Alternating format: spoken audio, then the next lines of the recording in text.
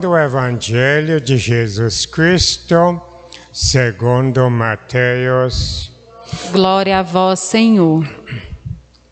Naquele tempo disse Jesus aos seus discípulos: quando o Filho do Homem vier em sua glória, acompanhado de todos os anjos, então se assentará em seu trono glorioso. Todos os povos da terra serão reunidos diante dele, e ele separará uns dos outros, assim como o pastor separa as ovelhas dos cabritos, e colocará as ovelhas à sua direita e os cabritos à sua esquerda. Então o rei dirá aos que estiverem à sua direita: vinde, benditos de meu Pai, recebei como herança o reino que meu Pai vos preparou desde a criação do mundo. Pois eu estava com fome e me destes de comer, estava com sede e me destes de beber, eu era estrangeiro e me recebestes em casa, eu estava nu e me vestistes, eu estava doente e cuidastes de mim, eu estava na prisão e fostes me visitar. Então os justos lhe perguntarão: Senhor, quando foi que te vimos com fome e te demos de comer, com sede e te demos de beber? Quando foi que te vimos como estrangeiro e te recebemos em casa, e sem roupa e te vestimos? Quando foi que te vimos doente ou preso e fomos te visitar? Então o rei lhes responderá: em verdade eu vos digo que todas as vezes que fizestes isso a um dos menores de meus irmãos, foi a mim que o fizestes. Palavra da salvação. Glória a vós, Senhor.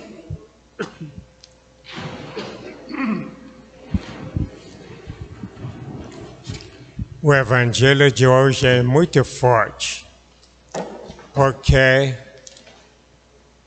nos cobra no sentido de ter solidariedade, compaixão e misericórdia para com os mais fracos, principalmente os pobres.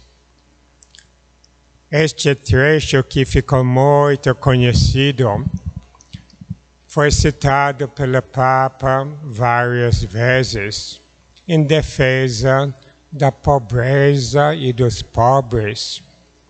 E às vezes duas citações dele podiam resumir tudo do Evangelho. Quem toca no pobre, toca no próprio Jesus. E o cristão que não chora não é cristão, porque não enxerga o sofrimento humano. Isso nos leva a pensar sobre a santa de hoje, a Santa Isabel. Então, minha pergunta a você, só por curiosidade: quem é o santo dos pobres? Santo Antônio? Porque para muita gente é, mas ela deixou Santo Antônio para trás, por longe. todos nós sabemos que ela é uma encarnação da primeira leitura de hoje, a mulher forte, esposa de um rei. E parece que os dois estavam bem apaixonados, porque o rei deixou ela fazer o que ela bem entendia. Bem entendia no sentido de dedicar a sua vida, a riqueza do palácio, para os pobres. E até tinha uma história que ela levou um leproso para dentro do palácio. E o marido ficou sabendo e ficou indignado e foi atrás. Mas quando ele viu o pobre, ele viu o rosto do próprio Jesus. Como o documento Aparecida fala, as lágrimas do pobre são as próprias lágrimas de Jesus. Infelizmente, o rei morreu durante a cruzada. E a partir disso, ela foi marginalizada, perseguida, sofreu muito, até foi expulsa do palácio. Mas na frente da vida, ela foi estourada como nobre. Mas no fim, ela renunciou tudo para viver a vida de pobreza e servir a pobreza. Então, nesse sentido, ela se tornou modelo. E a igreja coloca a figura dela diante de nós para que nós possamos ter as mesmas atitudes dela. Quando o Papa foi para os Estados Unidos, interessantemente, ele citou Dorothy Day, a mulher que todo mundo acha que é santa, porque dedicou a vida dela a serviço da pobreza em Washington, nos Estados Unidos. Mas porque ela não foi declarada santa? Porque ela era mãe solteira. Para mim, a figura dela é modelo para muitas mulheres hoje, porque nós temos bastante mães solteiras que vivem a vida de santidade. Isso é o que nós temos que lembrar, a fala do Papa. Ser santo não é ser perfeito, nem ser xerox de outros santos, mas santo é assumir o que a gente é, com todas as suas limitações, defeitos e erros, e carregá-los nos ombros, sem perder a visão da vida e também sem perder a voz de Deus. E assim que nós somos chamados. Infelizmente, nós temos dificuldade em perdoar pecados dos outros. Infelizmente, nós nos colocamos no lugar de Deus para julgar e condenar, e não damos a segunda chance a ninguém. Conversando com Frei Sérgio, que visitou a Europa todinha, porque ele estudou lá, ele fez uma colocação muito interessante. Ele fala que no norte da Europa quase não tem pobreza, miséria. Porque os países são de bem-estar social, certo? Igual Canadá. O governo cuida de você desde o nascimento até a cova. Você não morre de fome, não. Mas a colocação dela é a seguinte: são países protestantes.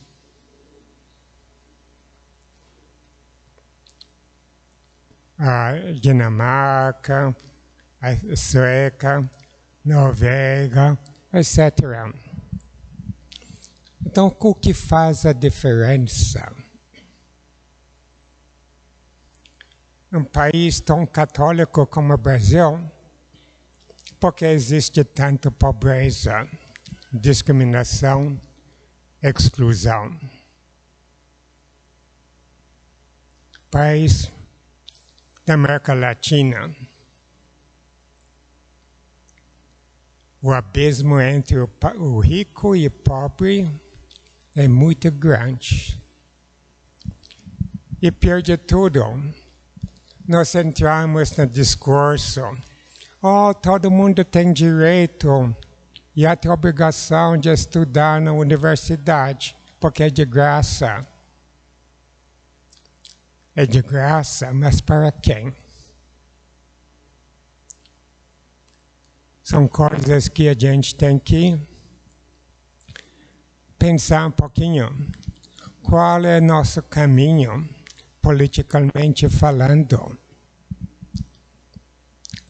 E só para citar mais uma vez o filósofo protestante Immanuel Kant,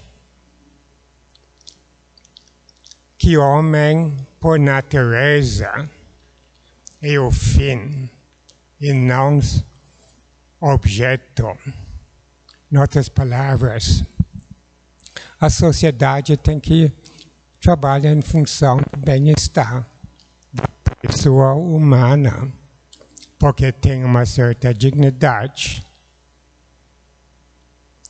Traduzindo esses exemplos bem práticos. Sabe, nós temos o brecho aí, então, a pessoa doa muitas coisas boas e tem vezes que doa coisas, gente que não sai da igreja, que não presta nem para dar para os pobres. E acha que é só bom porque está dando para os pobres coisas que não prestam. Exemplo. Cada vez que tem um projeto para ajudar os pobres, o retorno é muito fraco. Parece que nós caímos na categoria da fala do Papa: cristão que não chora não pode ser cristão.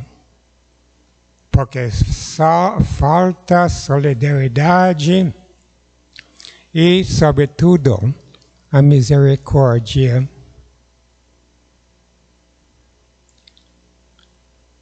Então a gente tem que refletir isso.